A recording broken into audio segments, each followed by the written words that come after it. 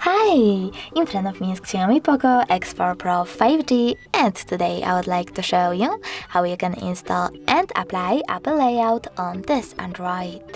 Start by going into Play Store and tapping on the search bar. Now you need to type in iOS Launcher and misclick iOS Launcher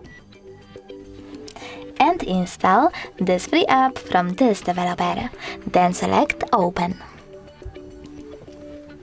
Now you need to wait for the pop-ups to show up, and when they do, choose while using the app and allow in all of them.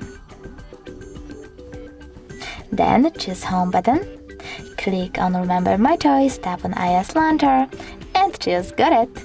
As you can see, Apple Layout was applied successfully on my Xiaomi, but you can always just switch between them by going into Settings, scrolling down and choosing Apps. Now choose Manage Apps, click on those three dots at the top right corner, tap on Default Apps, and finally Launcher. Over here, if you wish to go back into your default one, tap on Poco. But if you wish to try iOS, just click on iOS.